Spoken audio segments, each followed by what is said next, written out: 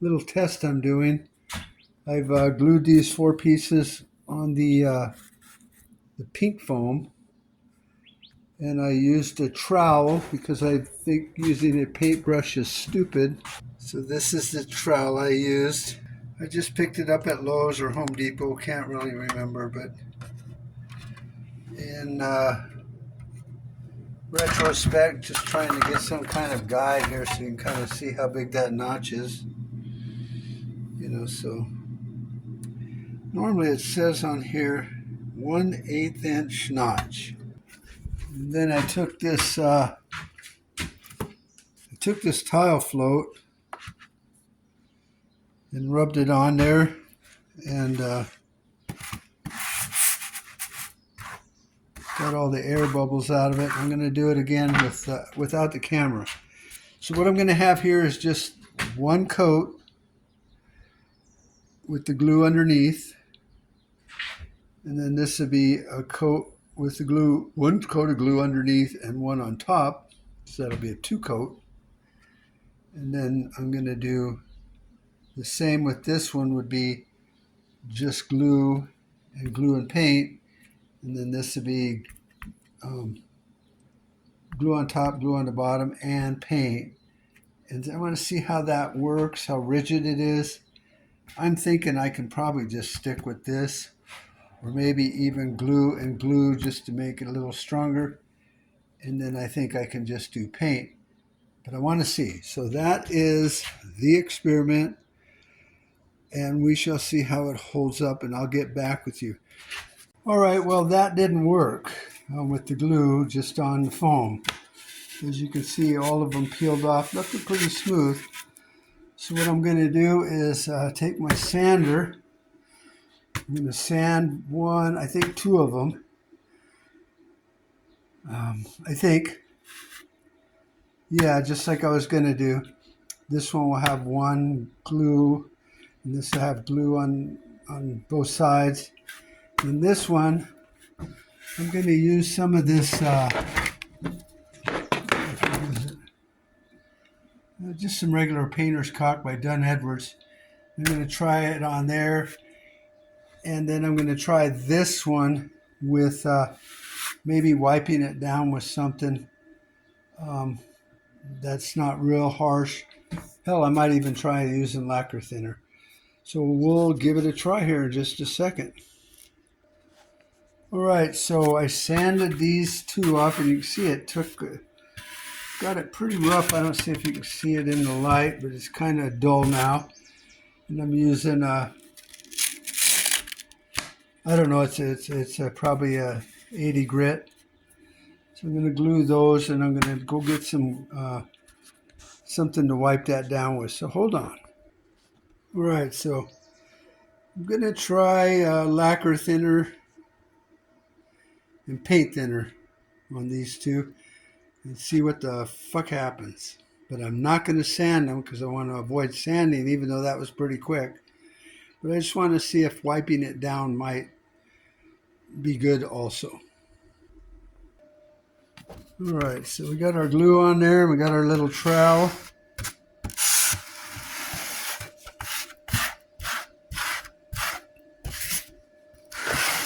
Kind of hard to hold the camera, but that's what we're doing. So now I'm going to put the camera down.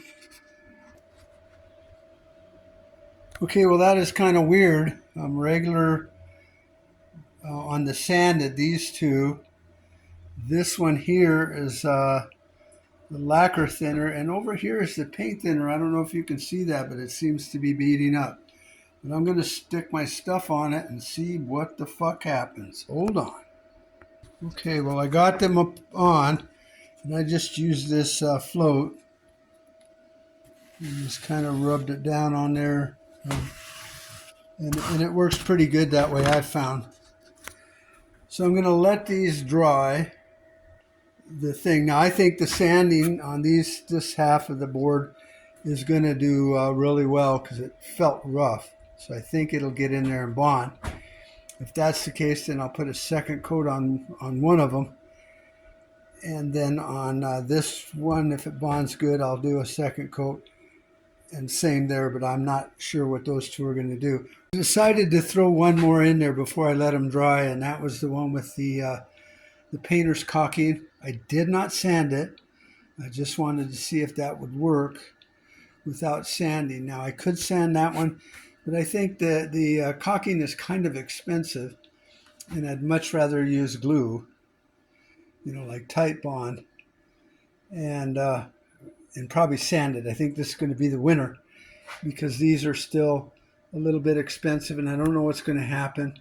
And if I'm going to spend my time wiping it down, fucking might as well sand it. And then this might be good, handy in a repair situation, especially if it sticks to it and you get a gouge in there or you back into something a little bit stronger than your camper shell. So we shall see. Because I want this to be exterior siding. And I kind of want it to be painted with either outdoor paint, maybe enamel or even latex. I mean, I don't see why that would be bad because your house sits outside and that costs, $500,000 sometimes. And the paint holds up just fine. So your camper is probably going to be in the shade, in the garage, or somewhere most of its life. But that gives it a really cool color selection. And I could either go shiny or flat matte finish. So that's where we're at. Back at you. Are dry. As you remember, this one was sanded and glued. I think both of these were sanded and glued, and then I was going to paint over one. But this doesn't seem to do a whole lot better. I mean, it's sticking, but I think that is the delamination of the foam. So, happier. This one here was where I wiped it down with lacquer thinner. Seems to be less than those two. And then this was the one that I just paint thinner where it was getting really bubbly. So this is a fail in my opinion. And this is okay. I think the ones that I sanded down did the best with just the glue. Then my afterthought test was with the caulking, but that stuff's gotten to be so expensive. I don't know if I want to do that. So I'm going to say the two here were of the best, but I don't know. Well, it seems like it doesn't take much pressure. So I'm going to leave those on there. I'm going to get a scale or something and see how many pounds it takes to peel it off. But I'm going to do one more test. I'm going to sand it, paint it, and then glue it after the paint dries, because it seems like paint sticks really good to fucking just about everything. So we'll get back at that in a little bit. Okay, so I did add these last two before I run my test on the other ones as far as how much weight it actually takes to pull that off. I wanted to do these two, so I sanded this, which you can kind of tell underneath there, sanded, paint, and glue, and then this one is sanded, paint, and 2 layers of glue. It doesn't really change too much of how it bonds. It just helps the stiffness of it. So once I get this ready, then I can do some weighing on it. So you can see here it's actually taking off part of this, which is probably about as good of a bond as we're going to get, because you can tell on these other ones where I'd used just caulking, it came off, it was good. This one was just a piece of shit where I used the paint thinner to wipe this down. You can see it didn't really do anything to it. And then this one held pretty good with the lacquer thinner wiping down. And then the sanded ones worked good. I haven't done any weight testing on all of these. It's like how many pounds of force it would take to pull these off. But this one here with the paint and the glue seems to actually be getting and removing the foam. Whereas you can tell by the color of these, none of them removed any of the foam. So that's positive, and I'm pretty sure this one is really on there good. And that's only because it doesn't curl as easy and roll off of there. But this too. So, I mean, I'm going to do the weight test and the pulse, pounds test with like a fishing kind of thing, and then go from there. But I think this is going to win. Sanding this really quick, putting some paint on it, just regular old paint, and then doing the glue, and then another coat so I can sand it and get a smoother look. But I'm thinking that's going to be the winner chicken dinner, because even without getting a scale, these were very easy to remove compared to these two. Just pulling off this way, which is taking more than I can almost hold with my fingers. So this one's good. This one's better because it doesn't bend as easy when you're pulling it. And then the original one that I had, this stuff here, seems to work really good, but I can't find it. I can order it at Menards, but it doesn't. This isn't glued that well, so it comes off maybe as good as this one. So then all I have to do is check the price of the pink compared to this with the fiber on it already on there, which saves me using glue and sanding it and all that. But this stuff is so readily available at Lowe's and Home Depot and the local supply store here in town. So there you have it. This is where we're at so far in the many tests I've done, and I think I will just do the pull test, with a scale, just so we can see. But I can just tell you firsthand, all these pull off fairly easy. One fingered pull like that. This one here was it almost just fell off. This was a little better. So I think, these two were good with the sanding it. And I think sanding, painting, and then gluing is just super duper awesome, because most of the tests I have seen, they're doing the glue test to glue plywood to the foam, and then they're just putting the poor man's fiberglass over the plywood. Well, of course, Tight Bond 2, sticks quite well to plywood, duh.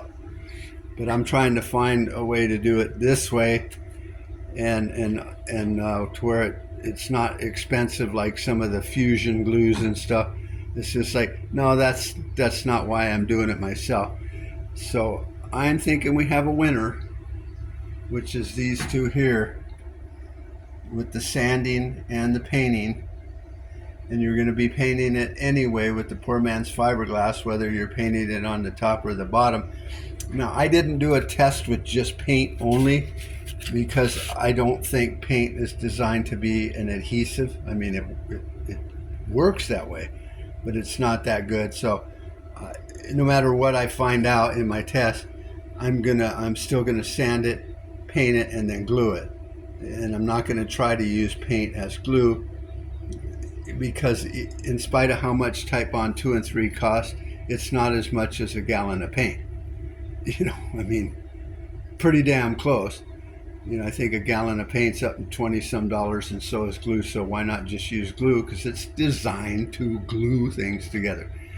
So I have my fish scale, and I have all of my my glue tests. As you can see, I kept adding to it.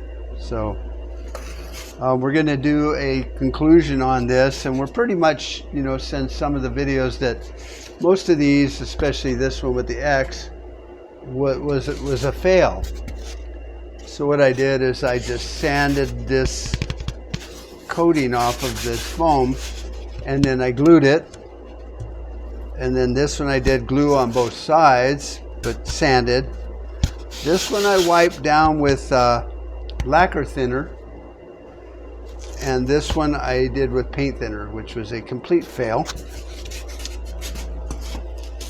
Then I did one with just caulking. Now most of these were done right on the foam. And then this one I sanded it, did the paint and glue. And this one was the same, sanded, paint, and glue on top also. So it gives it a little bit more rigidity. But this is the one we're going for right now. This, I'll either do paint on top or glue on top so I can sand it and get a nice finish, so to speak. So let's see what happens. Let's see how many pounds it takes to get this to release. So stand back a little bit. Make sure it's working. Yep. So I'm going to start and then stop. And then start again, because this doesn't have a memory function in it to where I can see what ended up happening as far as the highest pressure that it took to release it. So now this is the glue and glue.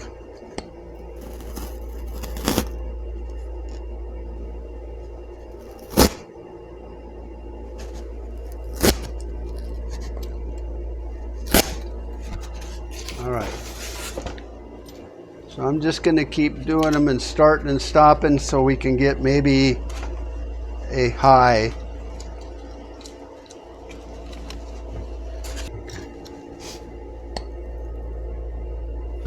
This one is the lacquer thinner.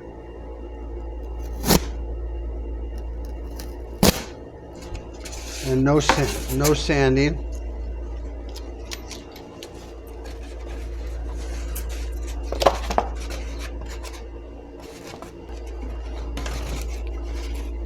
This is paint thinner. Nada.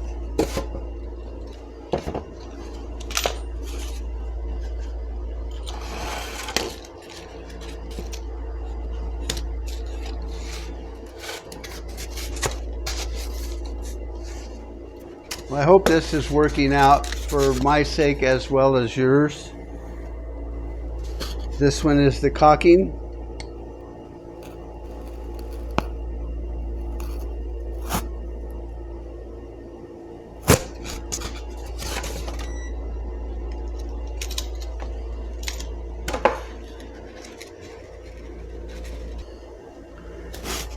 Paint and then sanded, painted, and glued.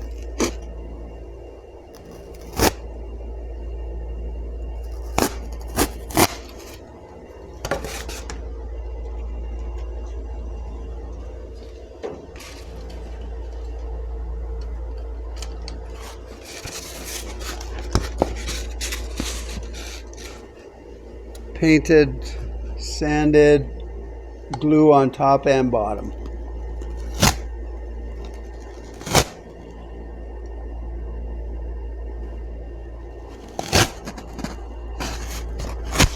All right.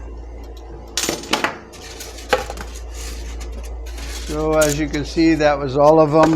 I don't know how good any of them worked.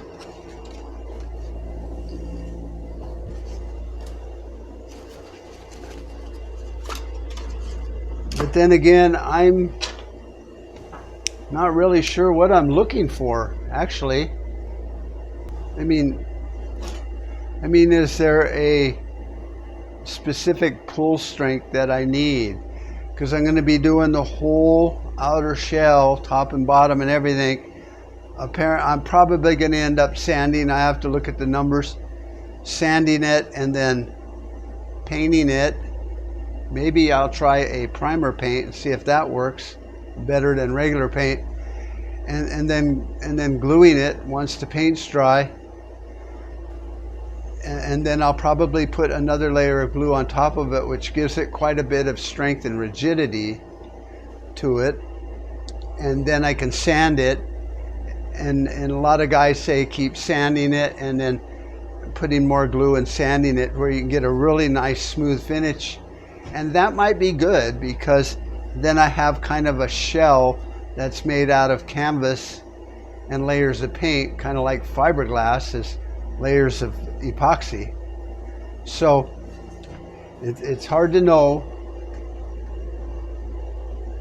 what I'm going to want out of this project, but I'm thinking that's it. The other thing is to go with poor man's fiberglass on plywood, which seems to work great because plywood is a good substrate to glue it to. But I want the plywood on the inside, and then I'm going to glue my carpet wall, or I can paint it, or I can make a nice wood and stuff, and then that gives me an offset on the inside of the door, because I'm going to build the door myself to where it can shut up against and seal. So it'll be on the inside of that where it door comes and shuts and hits that. So that's my thinking. It might not be the best thinking. That's a wrap up of all those tests. I'm not sure I could say any one of them were super duper. I mean, a lot of them were better than, but did they give me what I'm looking for? I'm still going to default back to the sanding the plastic down, getting it smooth, or the fiberglass. Sanding the foam down, the pink foam has an R5, I think, if I go with 1 inch. And then might go 1.5, because then if I put 1/2 inch plywood on the inside, that gives me right at 2 inches of a shell and pretty good insulation, but I'm not dead set on that yet.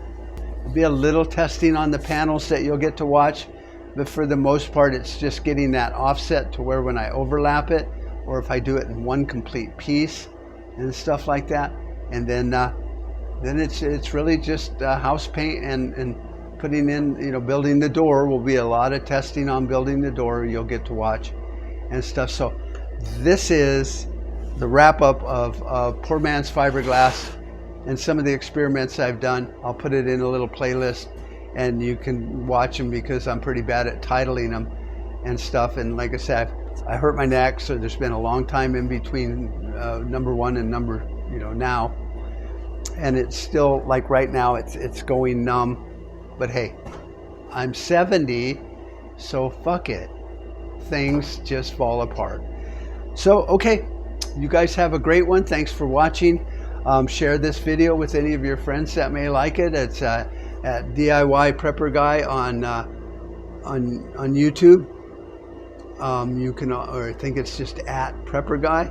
You can go to prepperguy.com and watch my videos. And soon I'm going to be uploading these to the tcoverland.com channel, which is all about the trailer I'm building. And so TC Overland will be that. I'm going to build each one of them as a one-off. If people want to buy them, email me, write me, whatever, and we can put it together from scratch. The base unit, where everything's going to start at a base unit, and you can go up and down in price. You can make it a little wider. You can make it a little longer if you want, because these are all custom built. You can make your base camp units any way you want and stuff. And most of them will be designed in a way to where you can take that camper right off of it and then order from me. Eventually I'm going to start building some things, or build your own flatbed with stakes, so you can use it as a utility trailer, or you can build your own overlander trailer with a tent on the roof and all your cooking and storage underneath it. I'm sure you've seen those. So that's where we're heading with this. So, like I say, hope you enjoyed it. Share it, and post a comment on YouTube. I answer those. I'm not always on YouTube, but I do try to answer them eventually. So if you're in a big hurry of like what stock should I buy, or is it going to rain, I'm not going to get back with you fast enough, but I keep track of all my videos and my comments. So leave a comment. I would really appreciate what your thoughts are on this. You guys all have a great day. Talk to you later. Bye-bye. We made too many compromises already. Too many retreats. They invade our space, and we fall back. I'm your huckleberry. The line must be drawn here. This far, no farther. That's just my game.